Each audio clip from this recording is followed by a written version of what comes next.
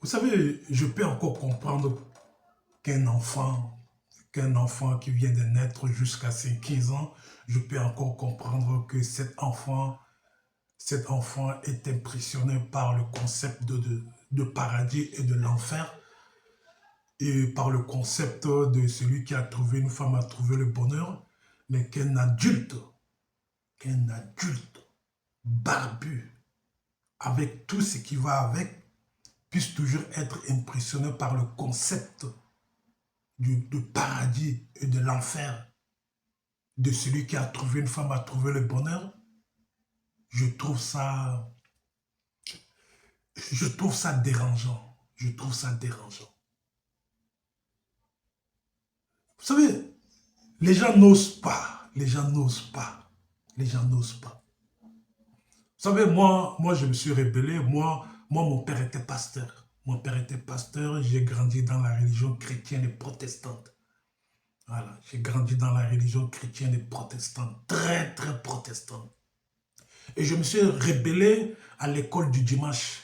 À l'école du dimanche, ceux qui ont fréquenté la religion chrétienne et protestante, ils savent que le matin, très tôt le matin, les enfants doivent d'abord aller à l'église, prier, chanter avec des versets bibliques.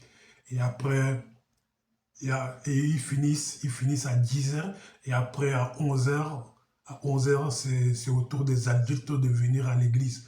Donc moi, je m'étais rébellé à l'école du dimanche et je ne voulais plus aller à l'église et j'ai même quitté la religion chrétienne protestante. J'ai même quitté la religion chrétienne protestante de mon père.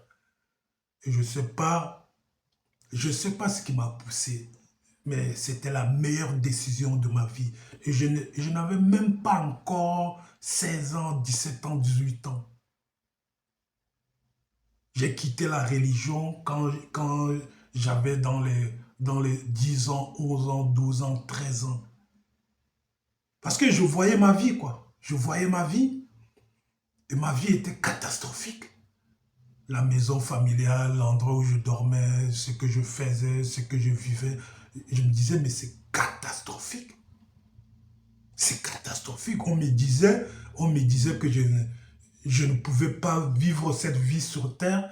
Je devais me contenter du peu, mais qu'au paradis, j'aurais tout. Il dit, mais alors ça me sert à quoi d'aller dans la religion? Ça me sert à quoi d'être dans cette religion et de croire à un Dieu qui me dit que là où je vis, là, ce n'est pas important. Et ce qui est important, c'est ce que j'aurai dans l'au-delà.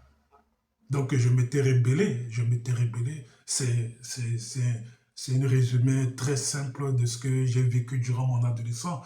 Et je me suis défendu comme je pouvais parce que beaucoup de personnes me promettaient l'enfer, etc., etc. Mais moi, je n'étais pas impressionné, quoi. Je leur disais toujours, ok, ok, vous me dites que je serai en enfer, dans l'au-delà, c'est l'enfer qui m'attend. Ok, je suis même si j'y crois pas, mais c'est comme vous voulez, quoi. Mais moi, j'y crois pas du tout. Mais sur cette terre-ci-là, je la vivrai comme j'ai envie de la vivre. Donc, le concept de paradis et de l'enfer, ou le concept de celui qui a trouvé une femme a trouvé le bonheur, je veux bien que quand c'est un enfant qui peut être impressionné par ce genre de choses, parce que l'adulte l'a convaincu avec des arguments solides. Mais un adulte peut aussi être influencé par ces concepts de paradis et de l'enfer, par le concept de celui qui a trouvé une femme a trouvé le bonheur. Je trouve ça affligeant. Je trouve ça affligeant, je trouve ça gênant.